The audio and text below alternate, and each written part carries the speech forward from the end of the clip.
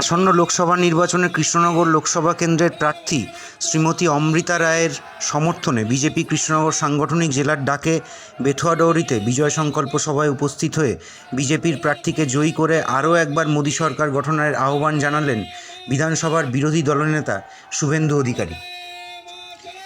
এদিকে ওই সভাতেই কৃষ্ণনগরের মহারাজা কৃষ্ণচন্দ্রের পরিবারের কুলবধূ অমৃতা রায় ওরফে রানিমা দাবি করলেন তাকে প্রতিদ্বন্দ্বী তৃণমূল কংগ্রেসের প্রার্থী মহুয়া মৈত্র অহরহ আক্রমণ করছেন। প্রশ্ন উঠেছে, অমৃতা রায় কি তাহলে নিজেকে নিষ্কলুষ প্রমাণ করে ভোটারদের সেন্টিমেন্ট আদায়ের চেষ্টা করছেন? শুনুন তার বক্তব্য। আমাদের আজকে রাজত্ব নেই, কিন্তু মাটির ওপর ভালোবাসাটা আছে। আমাকে বলা হচ্ছে আমি বহিরাগত। আমি কি বহিরাগত? না, আমি মহারাজা কৃষ্ণচন্দ্রের ফ্যামিলির কুলবধূ। সেখানে আমি বহিরাগত কি করে হলাম?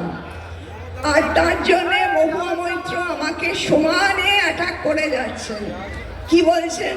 আমার নিঃশ্বাসের কষ্ট হচ্ছে, আমি নাকি অসুস্থ হয়ে পড়ছি, এবং আমায় দেখে মনে হচ্ছে আমি অসুস্থ। তো যাই হোক, তারপরে বলছে আমি যদি জিতি, মানে বিজেপি যদি জেতে, তাহলে 1 মাসও সরকার টিকবে না। তাহলে উনি কি জ্যোতিষী? এবার আমরা শুনে নেব বিজেপি প্রার্থী সম্পর্কে কি মন্তব্য করেছিলেন তৃণমূল প্রার্থী মহুয়া মৈত্র। বিজেপি প্রার্থীকে প্রধানমন্ত্রী ফোন করবে না তো আমাকে ফোন করবে কি? মমতা ব্যানার্জি আমাকে ফোন করে, ওর লিডারকে ফোন করবে। সঠিক তথ্য দিচ্ছেন, রাজা সম্পর্কে তথ্য দিচ্ছে। আপনাকে দেখে পারিস, আপনি কি জানেন? আমি বলছি আমার একটা জিনিস খুব হাস্যকর লাগছে। আমরা সবাই বাংলার গণতন্ত্রের মানুষ, তো স্বাধীন ভারতের মানুষ আমরা, হ্যাঁ কি না?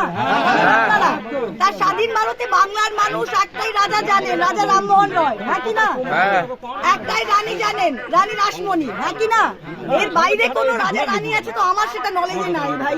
প্রধানমন্ত্রী থাকতে পারে, গণতন্ত্রে মানুষই শেষ কথা। আমাদের কাছে রাজা রানী মানুষ।